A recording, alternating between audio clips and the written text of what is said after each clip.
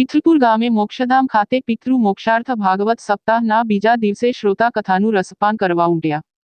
પિથલપુર સહિત આસપાસ ગામડાઓના ભક્તો કથા શ્રવણ કરવા પહોંચ્યા. આજે પિતૃને મોક્ષાર્થ માટે પિતૃ પૂજા અર્ચના કરાઈ. બીજા દિવસે દાઠા પોલીસ સ્ટેશનના પીએસઆઈ જાડેજા કુલદીપસિંહ સહિત પોલીસ સ્ટાફ ઉપસ્થિત રહી કથા શ્રવણ કરી લાભ લઈ ધન્યતા અનુભવેલ. ભોજન પ્રસાદનું સુંદર આયોજન કરાયું હતું. ભક્તો સેવાભાવીઓએ પ્રસાદનો લાભ લઈ ધન્યતા અનુભવેલ. ગામજનો ખંભે ખંભા મિલાવી તન મન ધનથી સેવા આપી રહ્યા છે. 18 વરણ જોડાયો હતો. દાઠા પીએસઆઈએ જણાવેલ કે સપ્તાહ દરમિયાન કોઈ પણ કામ હોય ગમે ત્યારે સંપર્ક કરજો અને પોલીસ સ્ટાફ સતત પેટ્રોલિંગ કરવાની ખાતરી આપતા આયોજકોએ આભાર વ્યક્ત કરેલ. વક્તા દ્વારા સુંદર રસપાન કરાવ્યું. પિથલપુર ગામ ધાર્મિકમય બન્યું.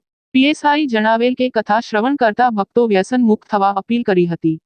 આજની ભાગવત સપ્તાહમાં વ્યસન તજવા પર ભાર મૂક્યો હતો. યુવાનોએ ખાસ આજથી વ્યસન મુક્ત બનવા અપીલ કરી હતી. રિપોર્ટ કમલેશ ઢાપા સાથે મથુર ચૌહાણ. બેસી જાઓ પછી રસ મળે પડવા.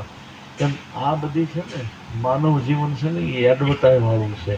સાચું જીવન તો પછી મરતી વખતે શરૂ થાય, પછી બેસી જવું પડે. અંદરનું નહીં કાંઈ કે બા શંકર ભગવાન ભાગવતની કથા શરૂ.